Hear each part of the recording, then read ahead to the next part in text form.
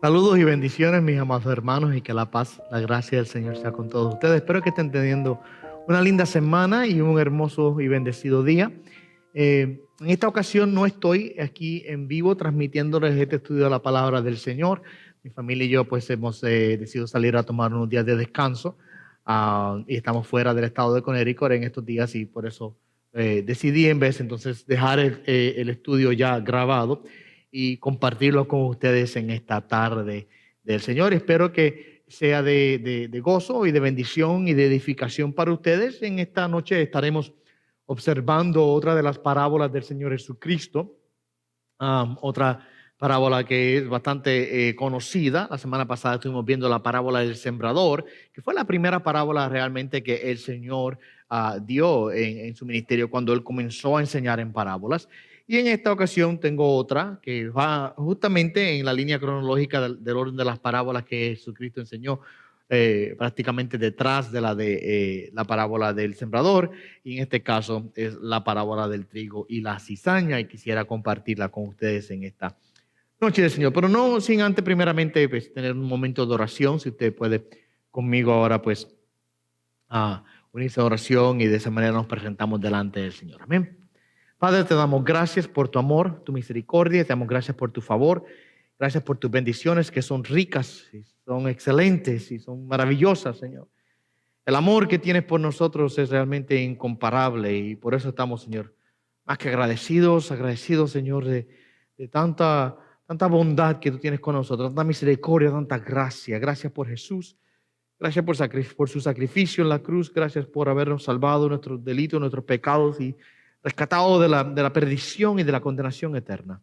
En esta noche, Señor, mientras meditamos en tu palabra, rogamos, pedimos y te exhortamos, Señor, que por favor tú hables a nuestras vidas de manera especial, que nos instruyas, Padre Santo, y nos guíes en esta noche, Padre Santo, a través de esta palabra. En el nombre de tu Hijo amado Jesucristo, oramos. Amén y amén.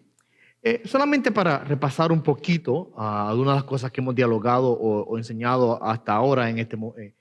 Como ustedes saben muy bien, estamos hablando acerca de las parábolas del Señor Jesucristo. Estamos aprendiendo, número uno, lo que es una parábola. Estamos viendo que es una imagen sencilla, fácil de entender en ese sentido, pero que tiene una verdad espiritual muy, muy profunda. Y vimos también hace unas semanas atrás que la razón por la cual Jesucristo comenzó a enseñar en parábolas, después que en el inicio de su ministerio Él enseñó de manera directa, con declaraciones sencillas y aún con enseñanzas en las cuales Él citaba el Antiguo Testamento, y él enseñaba la Biblia, enseñaba las verdades del reino de Dios de manera directa.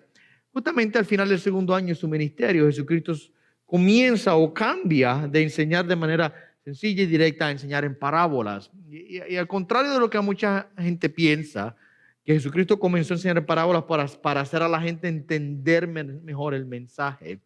Realmente es todo lo contrario. Estuvimos viendo en las semanas anteriores que Jesucristo enseñó en parábolas específicamente para ocultar las verdades del reino de Dios a aquellos que no tenían corazones de fe, para ocultar a aquellos que eran sus enemigos, aquellos que se habían profesado en contra de Jesús o que tenían un corazón endurecido e incrédulo, ocultar las verdades y revelársela específicamente a los discípulos. Si usted lee el capítulo 13 de Mateo, usted va a encontrar allí que Jesucristo enseña de esa manera. Él dice, pues, ¿por qué? Cuando los discípulos le preguntan, ¿por qué enseñas en parábola? Él responde, porque a vosotros he dado a conocer estas verdades, estos misterios del reino de Dios, el reino de los cielos, y no a ellos. Y las parábolas se convirtieron entonces en la herramienta de Jesucristo de así ocultar de los fariseos y los incrédulos y todas aquellas personas que realmente no amaban a Jesús y no tenían oídos para oír, no tenían corazones deseosos de escuchar la palabra del Señor. Él ocultaba la verdad de Dios y se la revelaba entonces a los discípulos. A vosotros, dijo una vez más Jesús a los discípulos, que os ha sido dado conocer los misterios del reino de Dios, el reino de los cielos, ¿verdad?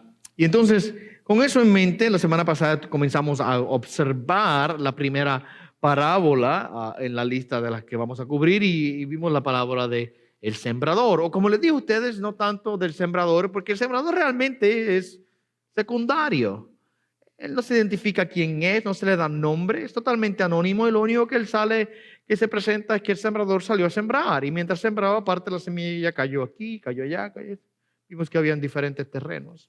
El punto que enseñamos ahí en esa ocasión es que no es tanto la parábola del sembrador, es la parábola del terreno. Parábola del terreno.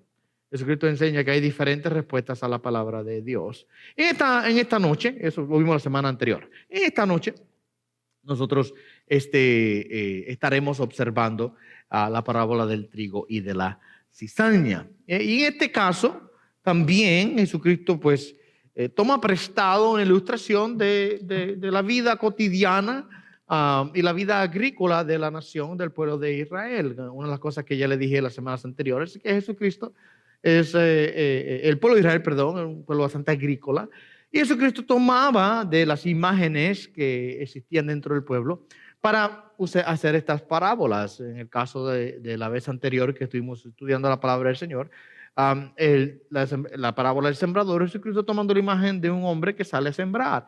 Era común que las personas en aquel tiempo supiesen, estuvieran familiarizados con lo que es el sembrador, lo que es la semilla, y entendiesen el concepto de los diferentes tipos de terreno. Por supuesto, uno quiere que que la semilla, perdón, siempre se plante en buen terreno para que lleve buen fruto. Uno no quiere plantarse semilla en terreno malo. Pero en el caso de Jesucristo, él enseña de que la palabra de Dios es la semilla y que es regada en todo tipo de terreno, pero que solamente lleva fruto en uno, y es el terreno que es bueno. Pero bien sabemos nosotros que todos nosotros somos terreno malo. Lo que pasa es que Dios, al final y al cabo, nos hace buenos terrenos y podemos llevar buen fruto de acuerdo a su plan. Esta noche Jesucristo toma prestado otra ilustración de la vida cotidiana, es más, de la vida agrícola del pueblo de Israel. Y en este caso habla del trigo, habla de la cizaña. Mas, sin embargo, es importante que aprendamos a diferenciar entre la parábola del sembrador y la parábola del trigo y la cizaña, porque aunque hay elementos parecidos, por ejemplo, en ambas parábolas está la semilla, ¿ok? En ambas parábolas hay un campo donde se riega la semilla. En cada parábola y en ambas parábolas hay un sembrador. Sin embargo, el sembrador de la parábola del sembrador no es el mismo de la parábola del trigo y la cizaña. La semilla en la parábola primera que vimos no es la misma semilla en esta que vamos a observar en esta noche. O sea que, aunque hay elementos que son similares, Jesucristo usa estos elementos, estas imágenes para pintar el mensaje. El significado de cada uno de los elementos son completamente diferentes. Así que digo esto de entrada para que no nos confundamos respecto a qué significa o qué son estos elementos, ¿verdad? Que no pensemos que lo mismo que es la semilla en la parábola del sembrador es lo mismo que es en la parábola del trigo y la cizaña. Y vamos en unos minutos a observar cómo es que se diferencian, ¿ok? Permítanme leerle la parábola de el trigo y la cizaña. Se encuentra en el libro de Mateo, en este caso, el libro de Mateo, capítulo 13.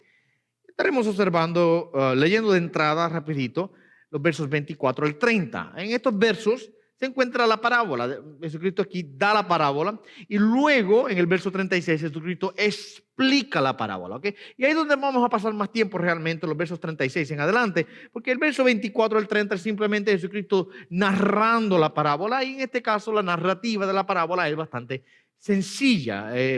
Una vez más, los elementos, las imágenes son del diario vivir, son cotidianos, son cosas sencillas, no son complejas o complicadas.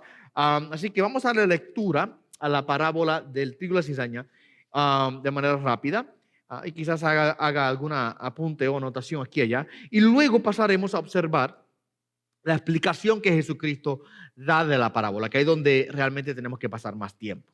Mateo entonces capítulo 13, verso 24 al verso 30 lee de la siguiente manera. Jesús les refirió otra parábola diciendo: el reino de los cielos puede compararse a un hombre que sembró buena semilla en su campo. Antes de continuar leyendo, Jesucristo dice aquí el reino de los cielos. Y en la próxima lección, hoy no voy a pasar mucho tiempo desarrollando o definiendo este asunto del reino de los cielos. Lo vamos a ver un poquito más detallado la próxima ocasión. Pero Jesucristo te va a darse cuenta que aquí, especialmente en este capítulo 13 de Mateo, Jesucristo da muchas parábolas y en donde dice el reino de los cielos es semejante o puede compararse o es como. Son las parábolas del reino de los cielos, el reino de Dios, son la misma cosa, el reino de los cielos, el reino de Dios es la misma cosa. Luego hablaremos un poquito más en detalle de lo que él quiere decir o qué es el reino de los cielos. En este caso solamente quiero enfocarme en la parábola como tal. La próxima ocasión hablaré un poquito más acerca del reino de los cielos, porque cuando veamos las próximas parábolas que Jesucristo enseña aquí, hay la parábola del tesoro escondido, la parábola de la perla de gran valor, que esa la veremos en la próxima ocasión. Jesucristo una vez más introduce esas parábolas con el prefacio: el reino de los cielos es. Y ahí vamos a plantarnos un ratito más a examinar este asunto del reino de los cielos. ¿Okay? Y ahora aquí en este caso Jesucristo nos dice que él está comparando el reino de los cielos con un hombre que sembró buena semilla. No debe ser muy importante. El hombre sembró buena semilla en su campo. Muy importante marcar eso. Seguimos leyendo. Pero mientras los hombres dormían, o sea, en la noche, vino su enemigo y sembró cizaña entre el trigo y se fue. Cuando el trigo brotó y produjo grano, entonces se apareció también la cizaña. Y los siervos del dueño fueron y le dijeron: Señor, ¿no sembraste buena semilla en tu campo? ¿Cómo pues tienes cizaña? Y, para pararnos rapidito, para que tengamos un poquito la imagen que estoy tratando de pintar aquí. Este hombre, pues aparentemente él sembró la buena semilla. Él hubiese enviado, por supuesto, a sus siervos. Por eso es que dice que vino el verso 25. Pero mientras los hombres dormían, él fue y sembró, pero tuvo sus siervos que sembraran junto con él. Y después, por supuesto, que sembraron el campo. Pues después de sembrar, ¿qué hace la gente? Se va a descansar. Esa es la imagen aquí. Aparentemente este hombre tenía un enemigo que no quería que este hombre produciese buen fruto. Porque quizás, no sé, había una enemistad entre ambos y llevó a este hombre a hacer esto para así él tener ganancia, porque si los dos eran agricultores, el que tuviese más fruto hubiese podido venderlo a más precio y hubiese tenido más ganancia. Esa es quizás la imagen que Cristo está pintando aquí. Y probablemente no hubiese sido raro que en aquel tiempo algo así hubiese ocurrido. El hecho de que Jesucristo pinta esta imagen nos da a entender que hay una posibilidad de que sí, quizás ocurrió este tipo de situación en donde una persona, por vengarse de otra persona, le plantó en su campo mala semilla. Acuérdense que en aquel tiempo este asunto de la agricultura y las posesiones de tierra y otras cosas así eran muy importantes para las personas. Y el producir mal grano en el campo hubiese sido, o mala semilla, o cizaña en este caso, hubiese sido muy, muy devastador para alguien. ¿Okay? Y los siervos, por supuesto, del dueño de la granja o del campo, le preguntan que por qué es que él tiene mala semilla. Pues ¿cómo es posible que hay cizaña plantada allí si él había plantado buena semilla? Él le dijo: un enemigo ha hecho esto. Y los siervos dijeron: ¿quieres que vayamos y la recojamos? O sea, ¿quieres que vayamos y quitemos toda esa cizaña que está allí, que la eliminemos para que dejemos solamente el trigo? Y el señor del campo les prohíbe tal cosa. Dice: no. Verso 29. Pero le dijo: no sea que al recoger la cizaña arranquéis el trigo junto con ella. O sea, no te preocupes por tocar la cizaña, porque puede ser que en el proceso de sacar la cizaña termines lastimando el trigo. ¿Okay? Esa es la imagen que Jesucristo pinta. Y es cierto, hubiese sido así. La cizaña y el trigo son bastante similares, se parecen. Lo único que eventualmente, al final, al cabo, cuando se recoge, cuando se corta todo, se puede ver que el trigo es el que tiene fruto y la cizaña no tiene fruto, así que eventualmente se echa al fuego y se quema. No sirve para nada, solamente para quemarse. Pero si ellos hubiesen ido y comenzasen a arrancar de la tierra la cizaña, pues si las raíces de la cizaña hubiesen estado entrelazadas un poco con las raíces del trigo, en el proceso de alar la cizaña, el trigo hubiese podido ser afectado de la misma manera. Y por eso es que el amo o el señor de este campo les dice a sus siervos: no quiten la cizaña porque puede ser que lastimen el trigo. Verso 30, dejad que ambos crezcan juntos hasta la siega. Y al tiempo de la siega diré a los segadores, a las personas que estaban a cargo de ir y cortar todo y recoger el fruto: recoger primero la cizaña y atarlo en manojos para quemarla, pero el trigo recogerlo en mi granero. O sea, vayan y limpien mis campos, vayan y cieguen mis campos, tomen la cizaña, todo lo que usted vea que es cizaña, sáquenlo, quítenlo, recojan mi trigo, pongan el trigo en mi granero, pongan la cizaña y quémela. ¿Okay? Es lo que se hace con la cizaña, se quema porque no sirve para nada. No tiene otro uso, no hay fruto en ella, es como hierba mala y no tiene uso de beneficio para nadie, solamente se quema y se deshace. Esa es la imagen, ¿ok? Jesucristo dice que el reino de los cielos se compara con un campo que el Señor sembró buena semilla allí, pero luego hubo otra semilla que fue plantada, mala semilla, en este caso semilla de la cizaña. Y el punto principal es que no se pueden recoger el uno del otro, o sea, no se puede sacar la cizaña hasta el tiempo de la siega. Eso es muy importante. ¿Okay? Tiene que esperarse. Una vez más, él dice, cuando llegue el tiempo de la siega, yo voy a hablar con mis segadores o las personas que recogen el fruto y les voy a dar instrucciones específicas de que separen el trigo de la cizaña, que la cizaña sea quemada, que el trigo sea guardado, el grano sea recogido y guardado en el granero. ¿Okay? Por supuesto, se entiende la imagen, es comprensible, no estamos hablando de una ciencia muy profunda aquí, no estamos hablando de una imagen compleja, es algo sencillo. Las personas que escucharon a Jesucristo decir esta historia o narrar esta parábola hubiesen comprendido por lo menos los elementos. Un campo, un amo con su campo que planta semilla y sus siervos que la regaron y luego descubre que había cizaña y la gente hubiesen comprendido todos esos elementos sin ningún problema, lo hubiesen comprendido, ¿okay? Hubiesen entendido bien. El problema ahora está en qué es lo que quiere decir, ¿okay? ¿Qué es lo que quiere decir? ¿Qué significa esto? ¿Viene? ¿O qué aplicación tiene? Sí, está muy bien que el trigo y la cizaña estaban en el campo, pero ¿para qué hablar de esto?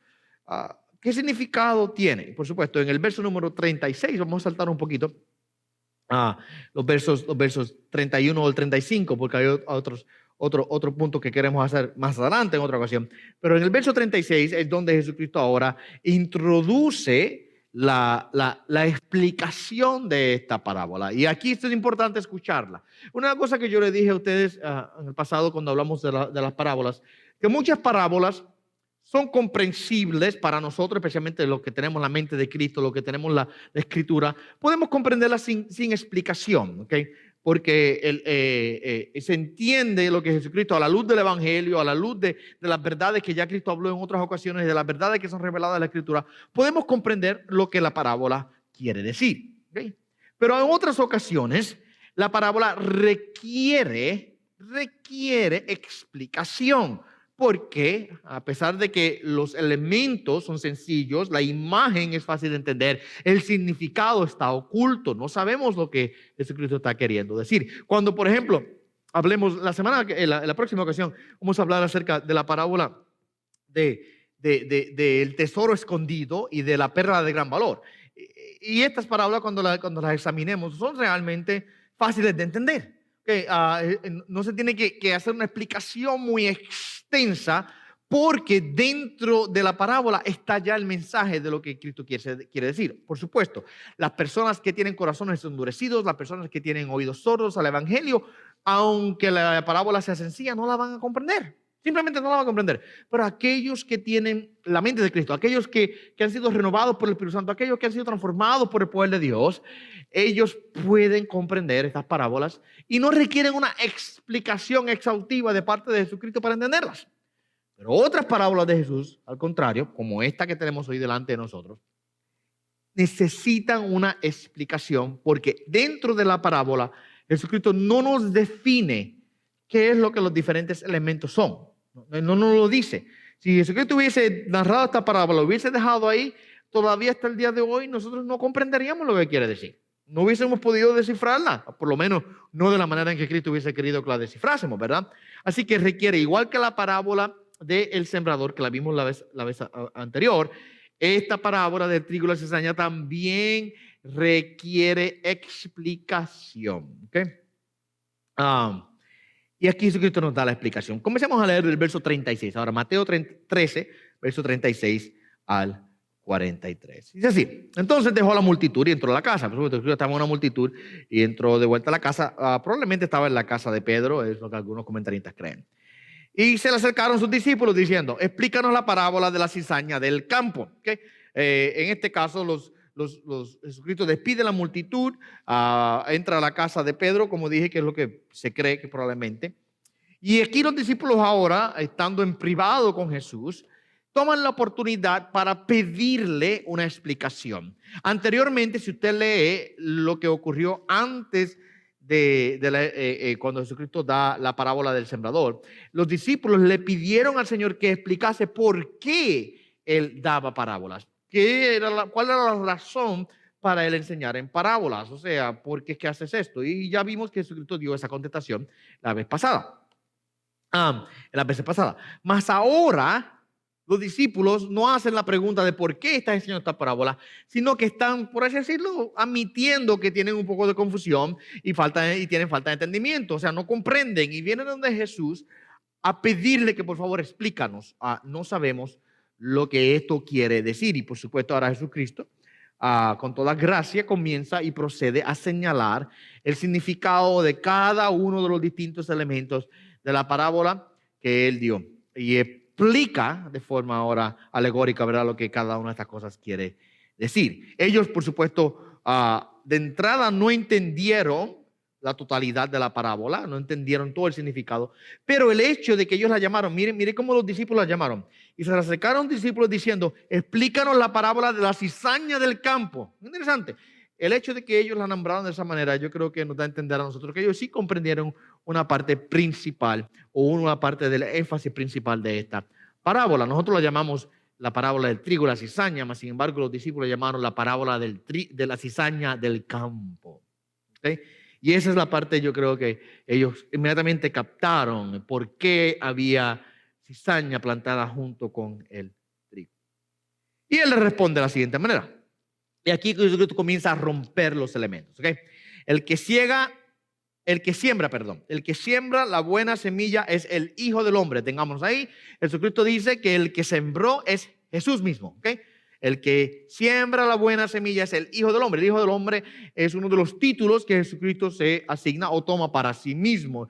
Y esto lo hemos hablado en otras ocasiones. Si usted ha escuchado otros estudios bíblicos donde hemos dialogado de esto, yo le he dicho a ustedes que la frase o el título, ¿verdad?, Hijo del Hombre, a muchas personas piensan que es un título que Jesucristo asume en relación a su divinidad, a su humanidad, perdón, porque dice el Hijo del Hombre, pues entonces está hablando de que Él es hombre. Mas sin embargo, cuando nosotros vemos el origen de este título, entendemos que hace más bien énfasis en la divinidad de Jesucristo. Y este título viene del libro de Daniel, donde el profeta Daniel, una de las revelaciones, una de las visiones que él vio, dice que él vio al Padre, vio a Dios, al anciano de días, como le llama, y que junto a él había uno semejante a un hijo de hombre, y que semejante a hijo de hombre recibió todo poder para gobernar, etcétera, etcétera. Entonces, el punto es que el título no es hijo de hombre, hace referencia a ese momento en que el Hijo de Dios, en este caso Jesucristo, tomará posesión de todo el poder y de toda la gloria y establecerá su reino en el final de los tiempos. Eso es lo que Daniel vio, por supuesto, es el establecimiento del reino del Hijo de Dios en el tiempo final. Esa es la visión que le está viendo allí. Y mira el título que Daniel le da, uno parecido al Hijo del Hombre. Entonces, cuando Jesucristo aparece en la escena, él asume para sí ese título, Hijo de Hombre. Cuando él se llama el Hijo del Hombre, está diciendo, el Hijo del Hombre es aquel que está sentado junto al anciano de días que vendrá a gobernar sobre toda la creación, sobre todos los reinos, y establecerá un reino eterno. Por supuesto, entonces hace referencia a la divinidad de nuestro Señor. ¿Ves? Ese es el título que él se asigna. El que siembra la buena semilla es el Hijo del Hombre. Una vez más, Jesús mismo. El campo es el mundo, la buena semilla son los hijos del reino, y las cizañas son los hijos del maligno. Y el enemigo que la sembró es el diablo, y la siega es el fin del mundo, y los segadores son los ángeles. Ahí Jesucristo nos rompe cada uno de los elementos que existen aquí. En la parábola del sembrador, por ejemplo, cuando nosotros estuvimos examinando esta hace un par de semanas atrás, esa parábola vimos que Jesucristo allí no nos dijo quién era el sembrador, para nada.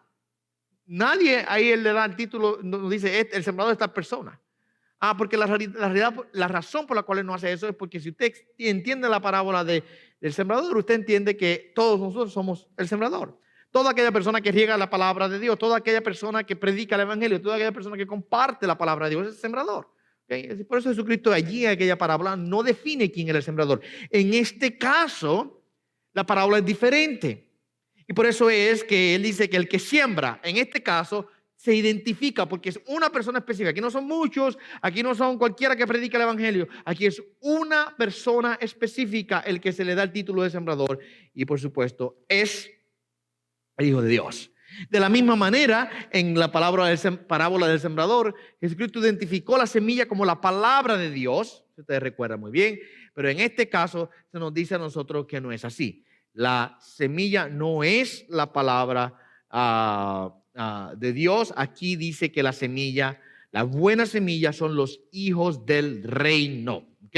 Hijos del reino. Nos dice a nosotros que el campo es el mundo, literalmente el cosmos, el lugar, no solamente geopolítico o físico, sino la realidad en la cual nosotros existimos. Existimos con los pies en la tierra, existimos en un mundo y bien sabemos nosotros que dice la Escritura que este mundo está a los pies o a la falda del maligno. Él es el príncipe de este mundo. Y cuando dice el mundo no está solamente hablando, no está hablando de la creación como tal, está hablando del sistema de pensamiento ideológico, religioso, político, que domina y gobierna a las naciones y domina a las personas, en el cual nosotros realmente estamos con los pies aquí. No podemos escapar de esto. ¿Okay? Así que el campo en que se siembra es el mundo, las cizañas son los hijos del maligno, el maligno es el diablo, y aclara, por supuesto, que la siega es el tiempo del juicio, o sea, el tiempo del fin del mundo, y que los segadores son sus ángeles. ¿Okay? Note algo importante, que dice Jesús, el campo es el mundo. Dice, el campo es el mundo. En el verso 38, él señala tal cosa. El campo no es la iglesia local, como muchas personas yo he escuchado enseñar.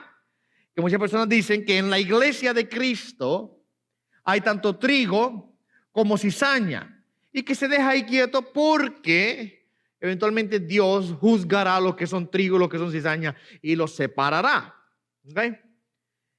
Jesucristo no está diciendo aquí que el campo es la iglesia. Eso no lo dice aquí. Y yo he escuchado eso. Yo lo he escuchado predicadores hablar y decir que la parábola del trigo y la cizaña habla de la iglesia de Cristo, en donde hay gente que son de Dios, gente que no son de Dios, y que eventualmente Dios será el que los juzgará. Y yo he escuchado predicadores ir hasta el punto de decir que nosotros como iglesia no podemos juzgar a los que están en la iglesia, porque quien juzgará al trigo de la cizaña, o quien separará al trigo de la cizaña en el día final, es Dios.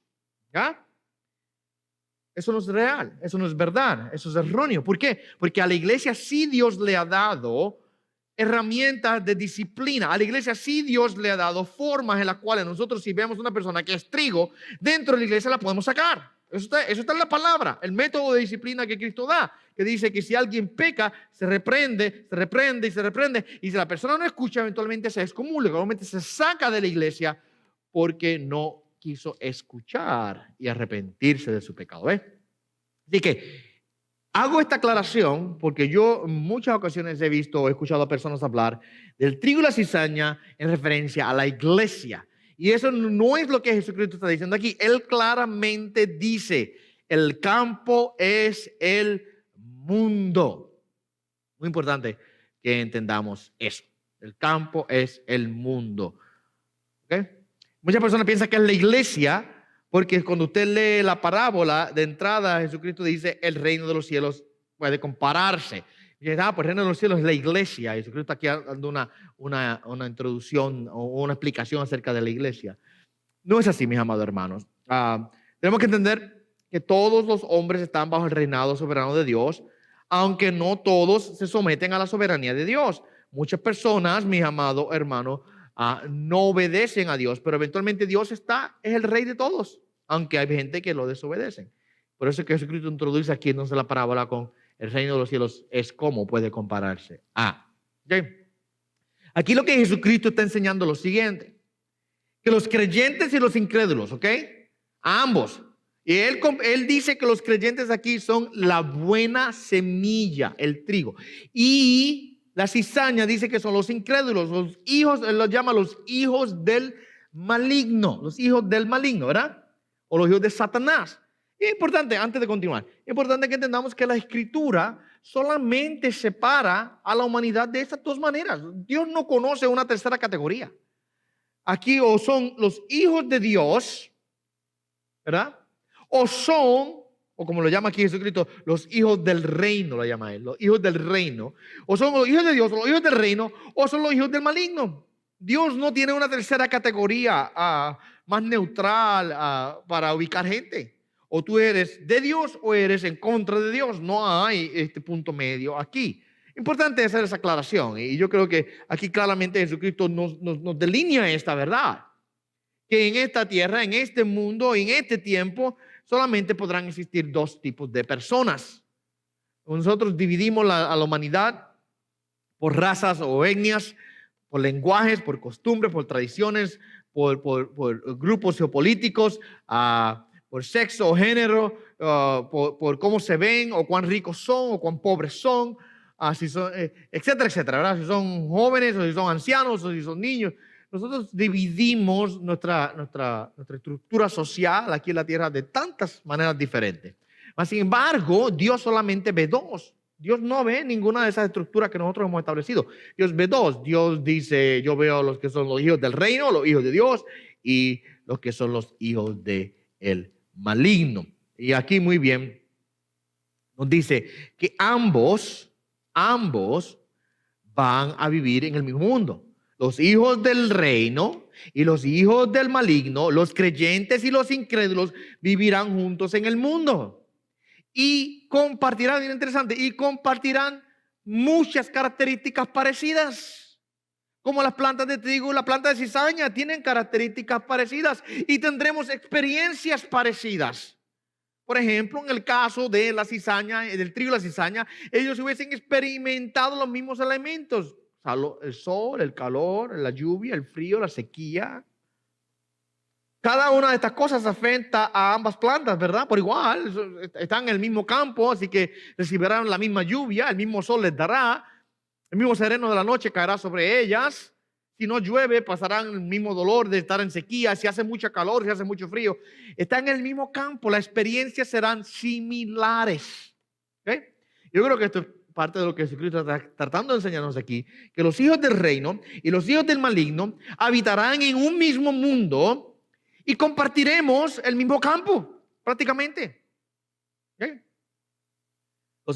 Los creyentes y los incrédulos tendrán muchas experiencias comunes, pasarán por las mismas aflicciones, pasarán por las mismas enfermedades, por los mismos fracasos, los mismos dolores, los mismos llantos, ¿verdad? Nosotros como hijos de Dios pasamos por situaciones difíciles y también los hijos del maligno. ¿Okay? Dios, es importante notar, Dios no nos está prometiendo, miren qué interesante esto, Dios no nos está prometiendo, y yo creo que Jesucristo claramente enseña esto aquí, que nosotros como hijos del reino vamos a sufrir una suerte diferente a los hijos del maligno.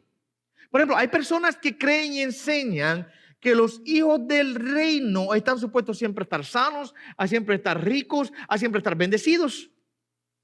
Y que si no están en esa situación, si no están siempre sanos, siempre ricos y siempre bendecidos, algo mal anda con su fe. Ese es el problema, eso es lo que enseña el evangelio de la prosperidad hoy día, que no es evangelio y tampoco es de la prosperidad, porque la verdadera prosperidad solamente está en Dios, ¿verdad? Pero enseñan que el hijo de Dios, el hijo del reino, está supuesto siempre a ser un príncipe y una princesa y andar en victoria y en bendición y en riqueza y en sanidad y en salud.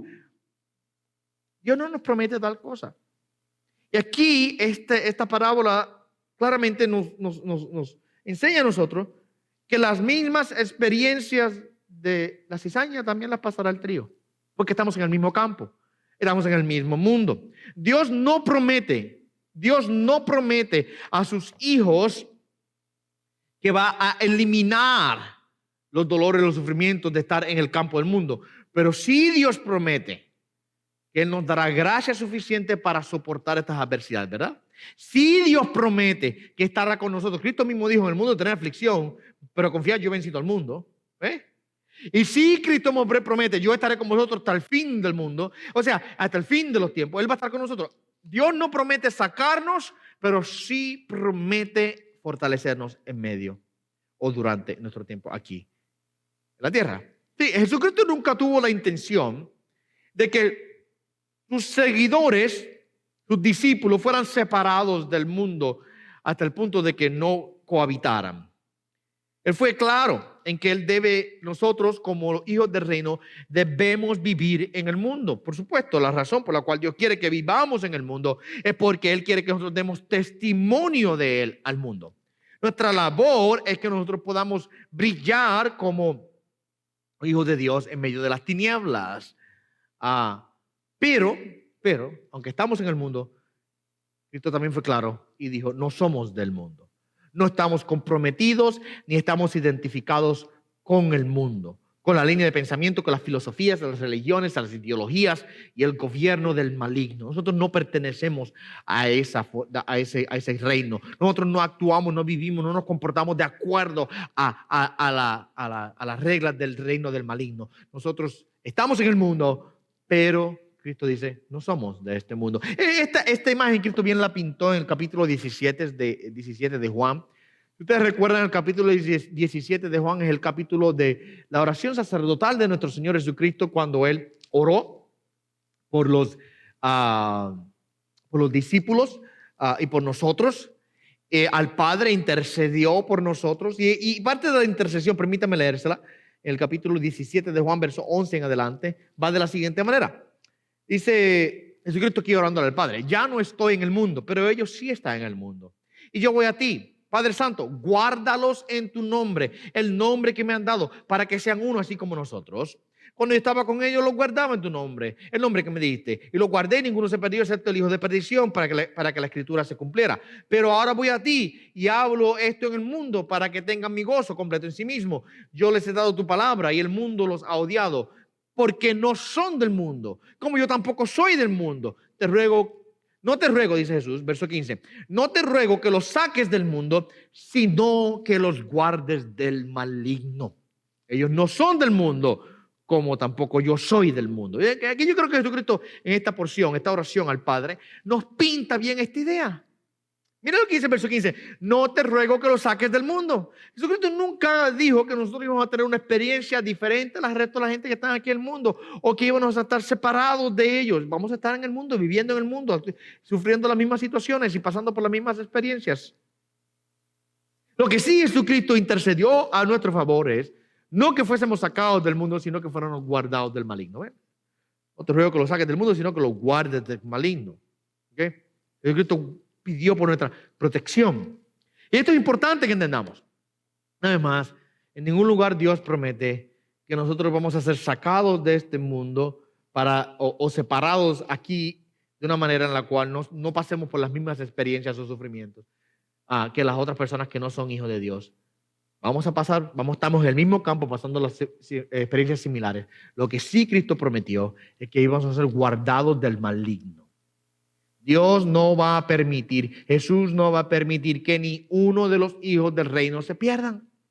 Él los va a guardar hasta el tiempo final. Permíteme continuar leyendo ahora de vuelta el libro de Mateo, capítulo 13, verso 40. Por tanto, así como la cizaña se recoge y se quema el fuego, de la misma manera será en el fin del mundo. Cristo ya nos ha dicho muy bien cuáles son los elementos. Él dijo que la siega, anteriormente, la siega es el fin, verso 39. La siega es el fin del mundo. Importante. En el tiempo de la siega es el tiempo en el cual los segadores van al campo y el fruto está listo para recogerse y separan lo que es fruto de lo que no es fruto. Esa es la siega.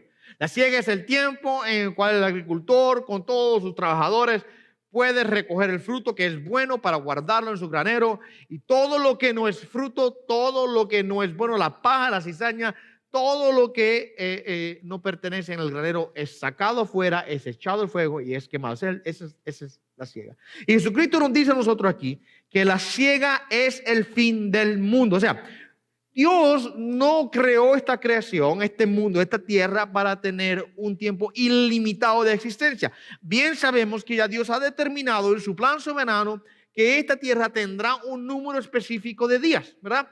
Y ese día final le llamamos el fin del mundo. O sea, el tiempo en el cual Dios ahora traerá por fin y de una vez y para siempre a todas las cosas a la conclusión final que ya determinado de antemano.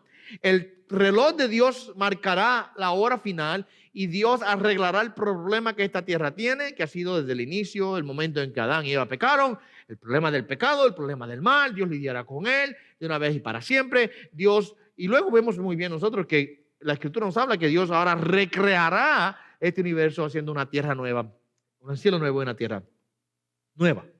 El fin del mundo, la ciega es el fin del mundo. El tiempo en el cual Dios entonces pagará a cada uno de acuerdo a lo estipulado. En el tiempo en el que Dios juzgará tanto a vivos como a muertos, dice la Escritura, ¿verdad? Jesucristo juzgará tanto a vivos como a muertos. Él juzgará a todos, Él parará como juez sobre todos. Recuerden que en el verso 28, aquí, los siervos del amo, del dueño del campo, querían arrancar la cizaña de entre el trigo mientras ellos crecían juntos. Y el dueño recomienda no, y dice, no. Déjenlos quietos ahí, hay un propósito para que crezcan juntos. Podrá ser que ustedes eliminen uno y hagan daño a esto. ¿Okay? No los toquen.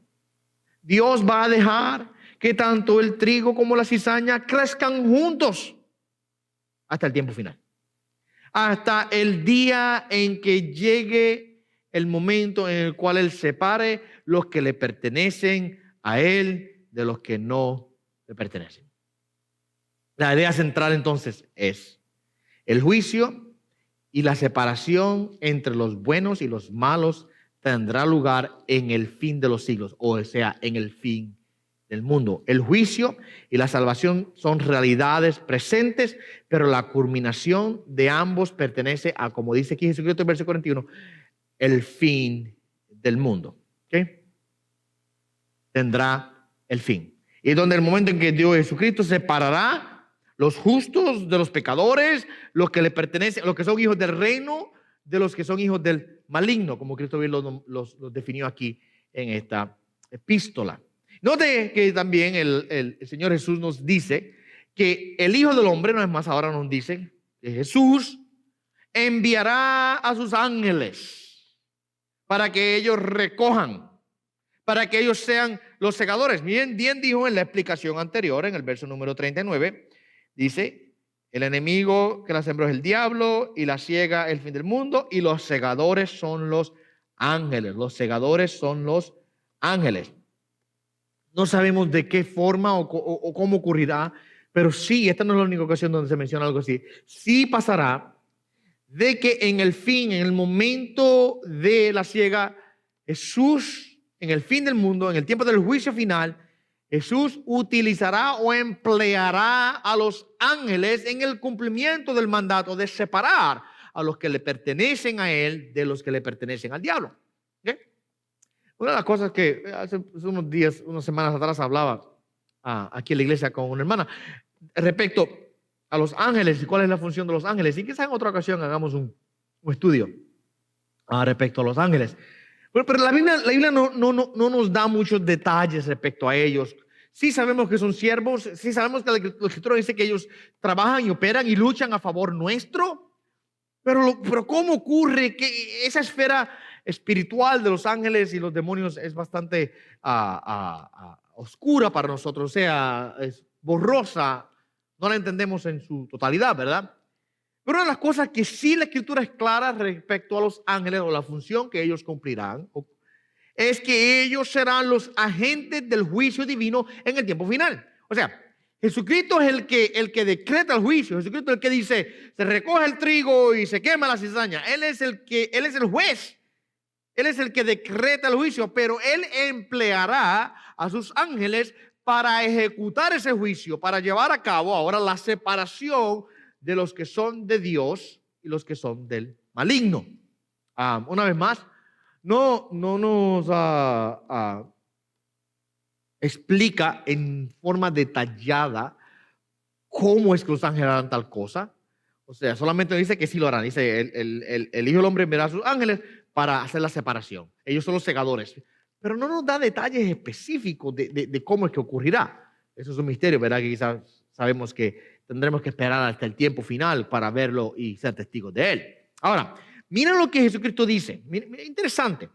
Respecto a los hijos del maligno, él da un detalle más profundo, que nos define un poco quiénes son y cuál es el juicio que les espera. Mira el verso 41 y demás, y recogerán de su reino a todos los que son piedra de tropiezo y los que hacen iniquidad. Los ángeles vendrán, esta es la cizaña, los define ahora. Anteriormente los definió como los hijos del maligno, ahora los define como aquellos que son piedra de tropiezo y los que hacen iniquidad. O sea que no hacen ni dejan hacer, lo que quiere decir. ¿Verdad? Son incrédulos, son endurecidos y no quieren tampoco que nadie tenga la fe que nosotros tenemos. Y no sé si usted se ha dado cuenta de esto. Mientras vivimos aquí en la tierra, yo creo que en algún momento quizás cada uno de nosotros hemos pasado por experiencias similares, en donde hay gente que son tan duros en su corazón, el incrédulo es así, que no quiere creer, pero tampoco quiere que tú creas. No acepta tu fe, no. Se complace en que hay personas que creen que Jesucristo es el dueño y Señor de todas las cosas y que es el que vendrá a juzgar a tanto a vivos como a muertos y que Él establecerá su reino en el tiempo final. La gente se ofende con estas cosas. Son duros de corazón, hacen el mal y son piedra de tropiezo. No desean ver que ni tú ni yo tengamos la fe. Una cosa sería quizás que digan, bueno, yo no tengo tu fe, pero allá tú vives la vida como tú quieras. Por muchas personas así. Te ofenden con la fe, por lo menos la fe cristiana, la verdadera fe cristiana. No la fe cristiana que mucha gente predica hoy día que está aguadita, no es la fe bíblica, no es el evangelio. Pero la fe cristiana, el evangelio, la palabra de Dios, las verdades centrales, mi amado hermano, ofenden a la gente, ¿verdad? Y la gente no quiere escucharla. Y por eso, mira cómo Jesucristo les dice, ellos son piedra de tropiezo y hacen iniquidad, hacen el mal, practican el mal. Pablo los identifica en el libro de Romanos como aquellos que no solamente hacen lo malo, sino que también se gozan con lo que hacen lo malo. O sea, que aplauden el pecado de los demás. Se gozan. Y eso es lo que vimos, miren, ¿no? Eso es lo que estamos viendo hoy día nosotros. Vivimos en un tiempo, mis amados hermanos, en donde la gente hoy día se gozan con el pecado. Y se gozan con el pecado de los demás. ¿Verdad? Estas personas, el verso 42, Jesucristo claramente la identifica y dice que serán echadas en el horno de fuego. Por supuesto, no tomemos la imagen y vayamos a ser demasiado literales en la aplicación de la misma. Y digamos, el infierno es un horno, es como un horno así, está lleno de fuego. No, nosotros no sabemos cómo es que el infierno se ve. Sí, regularmente se identifica con fuego. Sí, se identifica con fuego que quema y arde constantemente. Sí, se identifica con un lugar de tormento y de sufrimiento. Pero aparte de eso, no sabemos cómo es que físicamente o cómo es que se verá. Entonces, no seamos errados en decir, bueno, Jesucristo dice aquí, los echará en el horno de fuego. O sea que el infierno es como un horno. No vayamos hasta allá. La imagen del horno de fuego está aquí porque eso es lo que hubiesen hecho con la cizaña y con todas esas cosas que no eran trigo. Hubiesen tomado el horno de fuego que tuviese tenido el granjero en su granja y hubiesen tomado todas esas cosas y las echado allí. En este caso, el horno de fuego, bien sabemos nosotros, que representa el castigo final o el infierno, el lugar de tormento. Donde Jesucristo dice, allí será el llanto y el crujir de dientes. Allí será el lugar en donde la gente sufrirá eternamente. Mire, algo interesante, que yo no sé si ustedes pueden pensar en esto. Que mucha gente hoy día, la idea del infierno no les gusta, ¿verdad? A muchas personas, escuchar a alguien hablar del infierno no es algo que les agrada mucho. Y es más, muchas personas hablan de Jesucristo, pero no hablan del infierno. Y hay personas que no creen que el hablar de Jesucristo y el hablar del infierno es algo compatible. O sea, si tú vas a hablar de Jesucristo, tú tienes que abandonar ese mensaje del infierno. Ese no es un mensaje que Jesucristo hubiese predicado. Y yo retaría a esas personas, y yo he dialogado con personas así, que retaría a esas personas a que leyeran a Jesús, lean a Jesús, lean las palabras de Jesús, escuchen lo que Jesús tuvo que decir. Mucha gente son sorprendida con la realidad de que de todos los personajes predicadores que se encuentran en la Biblia, Jesucristo fue el más que habló del infierno. Él fue el más que habló de eso.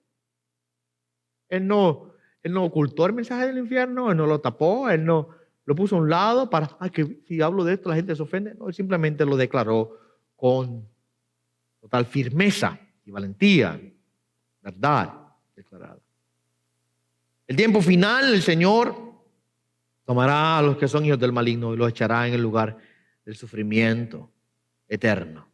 Pero el verso 43 dice, pero los justos, dice, entonces los justos resplandecerán como el sol.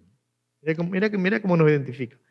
Esa es la gloria de Dios resplandecerá sobre nosotros. Lo que quiere decir, nosotros no tenemos resplandor nato nuestro propio. Todo lo que nosotros somos lo recibimos de Cristo, ¿verdad? Pero Cristo en el tiempo final compartirá su gloria con nosotros. Seremos hechos como Él, dice la Escritura. Y cuando lo veamos a Él, seremos como Él. Que nosotros ahora seremos transformados en Cristo. Recibiremos un cuerpo nuevo. Ahora un cuerpo renovado, transformado. Un cuerpo hecho a la imagen de Cristo. Así que la gloria que Cristo tiene será la que nosotros también tendremos. ¿Ok? Nosotros, por así decirlo, entonces compartiremos la belleza del Señor Jesucristo. O sea, la belleza de Cristo irradiará sobre nosotros y nosotros seremos, por así decirlo, lumbreras juntamente con el Señor Jesús. Note ahí que dice que nosotros resplandeceremos con el Señor igual. Resplandeceremos como el sol. ¿Okay? Aquí esta figura nos presenta a nosotros la realidad. Y la diferencia y el contraste que existe entre el cielo y el infierno. ¿Ok? Muy importante. Dios sí juzgará. En el tiempo final, Dios tomará este mundo y recogerá su trigo y recogerá la cizaña. Recogerá su trigo y lo pondrá en el granero, como dice. Que es el lugar en donde resplandeceremos. La imagen del granero aquí es el cielo. El granero de Dios es el lugar donde Dios recogerá a sus hijos para tenerlos con Él. La gloria de Dios es el lugar de gozo y de alegría eterna, el lugar de misericordia y de bondad y de amor, el lugar de la gloria divina donde seremos nosotros bendecidos eternamente. Es el granero de Dios. En otras ocasiones, en otras porciones de la Escritura del Evangelio también se utiliza esa misma imagen del granero, que el Señor recoge el grano y lo pone en su granero. El granero es el cielo. Y la imagen, el horno de fuego, por supuesto, es el lugar en donde todos aquellos que no aman a Dios sufrirán de manera eterna y tendrán el dolor que distingue a aquellos que están apartados de Dios, en donde lamentablemente nunca podrán salir de allí, en donde ellos permanecerán en ese estado de manera permanente. Y que esta parábola lo que nos hace a nosotros es distinguirnos entre los hijos de Dios y los hijos del maligno. Nosotros estamos compartiendo un mismo mundo, vivimos en una misma tierra. Experimentamos pasamos por la misma experiencia, sufrimientos, etc. Pero aunque hoy nuestra vida es parecida, aunque hoy el mismo sol sube sobre todos nosotros, las mismas lluvias, el mismo campo, las mismas sequías, ¿verdad? Las mismas lunas y estrellas están sobre nosotros. Aunque hoy nosotros tenemos experiencias similares, el fin ha de ser distinto, totalmente distinto. Mientras que el trigo y la cizaña crecieron juntos, ¿verdad? El destino del trigo y el destino de la cizaña son totalmente opuestos el uno al otro. Uno está destinado a la perdición eterna. Otro está destinado a la gloria eterna. ¿Okay? Y esa es, por decirlo, la idea central y el mensaje central que el Señor Jesucristo nos quiere dar aquí, mi amado hermano, en donde nosotros vendremos a estar eternamente con Él y disfrutaremos, una vez más, mira cómo dice que resplandeceremos como el sol. O sea que la gloria de nuestro Señor Jesucristo irradiará aún sobre nosotros y a través de nosotros y compartiremos esa gloria. Esa es la oración que Jesucristo le dio al Padre en el capítulo 17 de Juan. que nos guardase para que nosotros pudiésemos estar con Él, para que viéramos su gloria. Y al ver su gloria, nosotros, mis amados hermanos, también compartiremos esa gloria juntamente con Él. Amén. Jesucristo termina esta porción diciendo: el que tenga oídos para oír, que oiga. ¿Okay? Esta es una advertencia solemne, yo creo, de la importancia de prestar atención a las enseñanzas de Jesucristo. Y es un llamado también a aquellos que son hijos del reino, a que escuchen la enseñanza de Jesús. Porque el que tiene oídos para oír son aquellos que son hijos del reino. Es una cosa que hablamos la semana la vez antepasada, que los hijos del reino son los únicos que pueden escuchar, son los que tienen oídos para oír. El que tiene oídos para oír es aquel que es de Cristo. Por eso es que Cristo habló las parábolas para específicamente enseñarles estos misterios a los que tienen oídos para oír. El que no tiene oídos para oír, o sea, el que no quiere escuchar el mensaje de Jesucristo, nunca va a entenderlo. Y este es un llamado, mi amado hermano, solemne a nosotros a prestar atención, a que entendamos y escuchemos lo que Jesucristo nos habla y nos enseña. ¿Amén? Bueno, hasta aquí esta lección de esta noche. Yo sé que por lo general hubiésemos tomado preguntas o comentarios de ustedes si alguno tuviese alguna aclaración, pero ya que estamos grabando este estudio de antemano, pues por supuesto no podemos hacer tal cosa, pero quiero, mi amado hermano, ahora cerrar con una oración y una súplica a nuestro Señor, dándole gracias por esta palabra, y yo espero que haya sido de edificación para todos ustedes. Dios mediante, entonces el domingo nos veremos en vivo a todo color. Estaré con ustedes el domingo en la iglesia, por supuesto. Solamente estoy fuera hoy, jueves. Ya el domingo estaré de regreso con ustedes y para adorar al Señor juntos. Vamos a dar gracias entonces al Señor. Y ahí donde usted está, quizás si hay alguna petición específica que usted tiene, en confianza, por favor, pues únase a mí en esta oración y preséntela delante del Señor y oraremos juntos y presentaremos nuestras plegarias y nuestras peticiones. Amén. Oremos. Padre, te damos gracias por esta palabra que ha sido tan linda y edificante para nuestras vidas. Gracias por enseñárnosla. Gracias por hacer tu palabra clara a nosotros.